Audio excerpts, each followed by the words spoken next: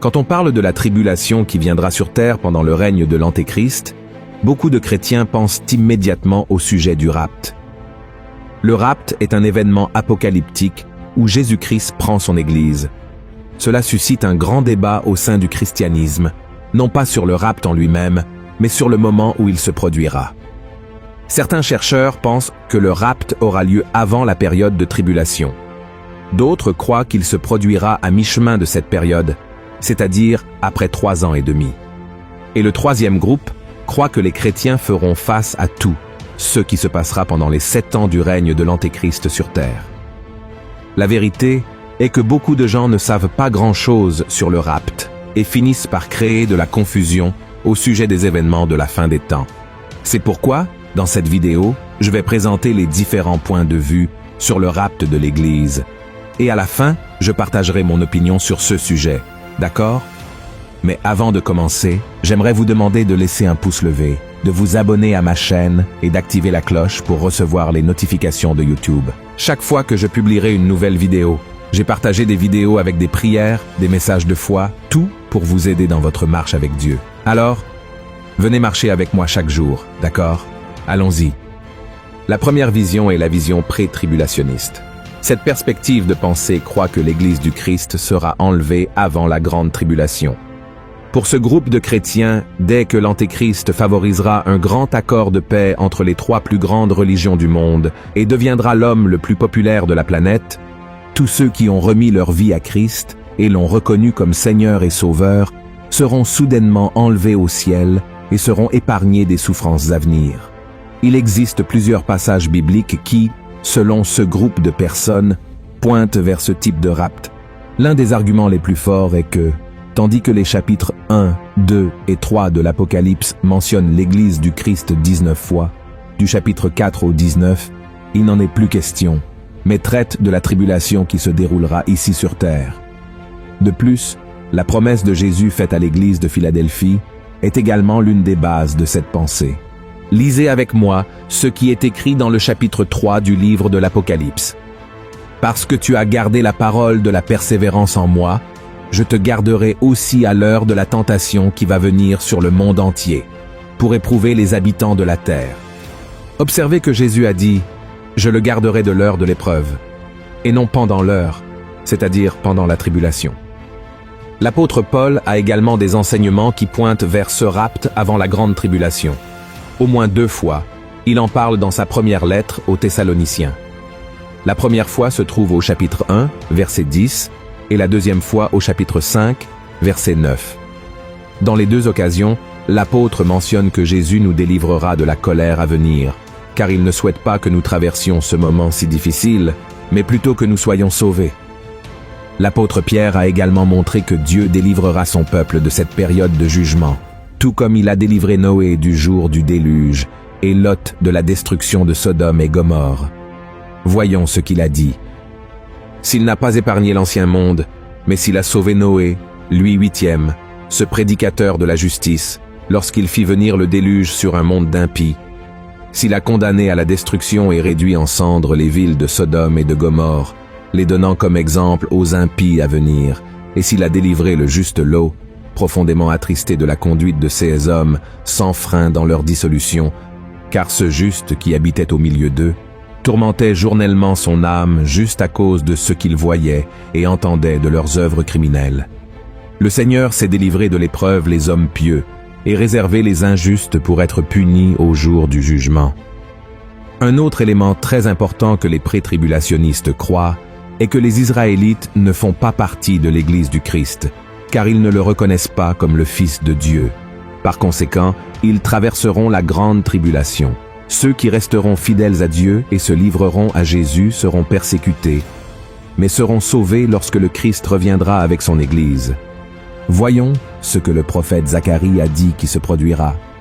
L'Éternel paraîtra et il combattra ces nations, comme il combat au jour de la bataille. 16 pieds se poseront en ce jour sur la montagne des Oliviers, qui est vis-à-vis de Jérusalem du côté de l'Orient.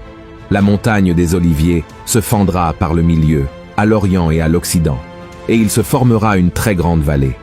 Une moitié de la montagne reculera vers le septentrion, et une moitié vers le midi. Vous fuirez alors dans la vallée de mes montagnes, car la vallée des montagnes s'étendra jusqu'à Hadzel. Vous fuirez comme vous avez fui devant le tremblement de terre, au temps d'Ozias, roi de Juda.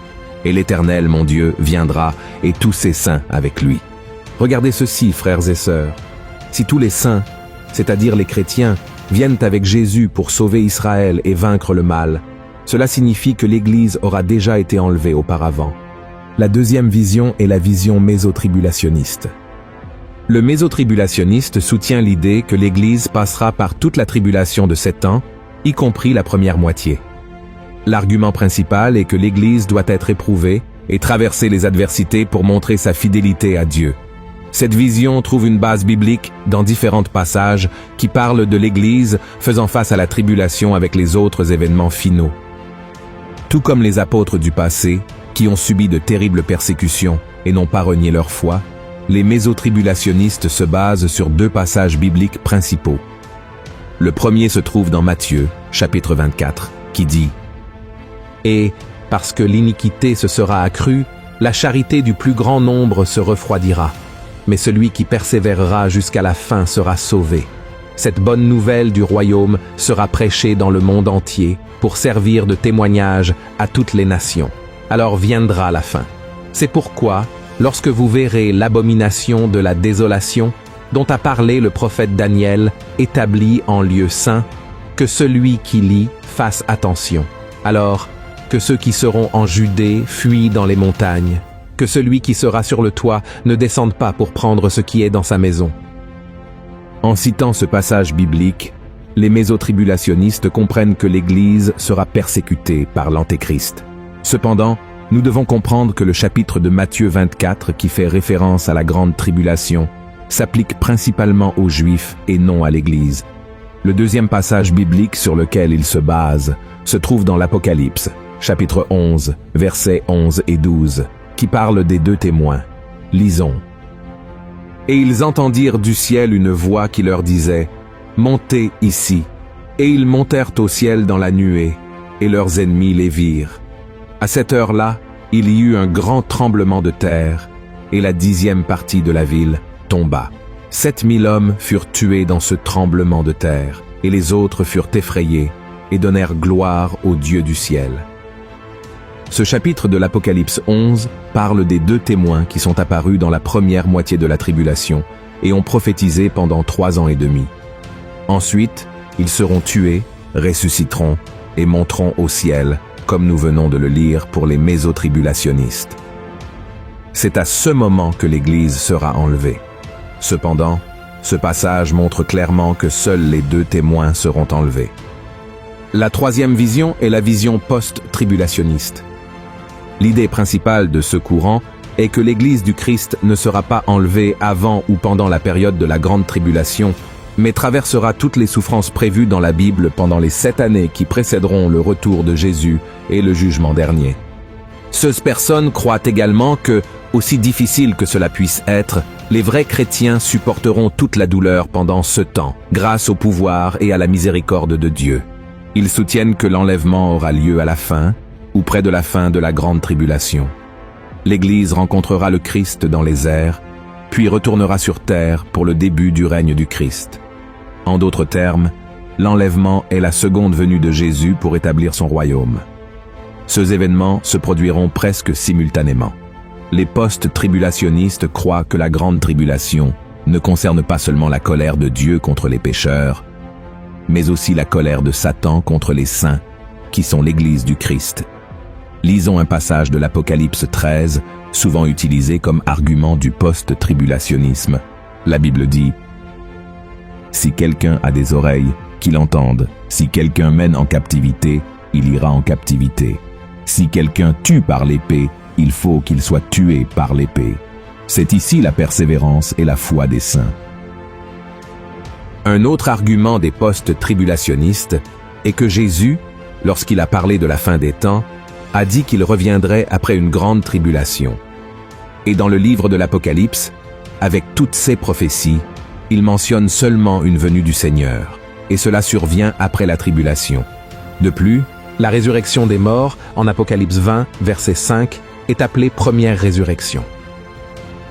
Ils affirment donc que, puisque cette première résurrection survient après la tribulation, la résurrection associée au rapt, qui se trouve dans 1 Thessaloniciens, chapitre 4, verset 16, ne peut avoir lieu avant cela. En conclusion, si vous avez attendu jusqu'à maintenant pour savoir quelle est mon opinion sur le rapt de l'Église, je vais vous le dire. Je crois que nous, chrétiens, qui aimons Jésus et le servons de tout notre cœur, serons emmenés au ciel lorsque l'Antéchrist sera révélé, c'est-à-dire avant le début de la tribulation. Je crois que nous ne passerons pas ces 7 années ici sur terre, car la Bible dit que celui qui est en Christ n'est pas sous condamnation et ne connaîtra jamais la colère de Dieu, mais sera dans la gloire avec notre Seigneur et Sauveur, qui a donné sa propre vie sur la croix pour nous libérer et nous sauver. Mais je respecte les deux autres courants et je crois que le focus du chrétien doit être de prêcher l'Évangile, de se soucier de son salut et de ne pas se quereller. La Bible dit que le retour de Jésus se fera avec puissance et grande gloire. Nous savons que lors de la première venue du Christ, il est venu de manière humble, a été rejeté et méprisé par les hommes. Mais un jour, il reviendra en tant que roi des rois et seigneur des seigneurs. Ce jour-là, le monde entier verra et saura qui est vraiment Jésus. Amen. C'est pourquoi, indépendamment de savoir si le rapt se produit avant, pendant ou après la grande tribulation, nous devons toujours être prêts chaque jour jusqu'à ce que vienne le moment où nous serons emmenés au ciel, où nous vivrons aux côtés du Père pour toute l'éternité. Amen. Si vous avez aimé ce message, partagez-le avec vos amis, votre famille et abonnez-vous à ma chaîne. Que Dieu vous bénisse.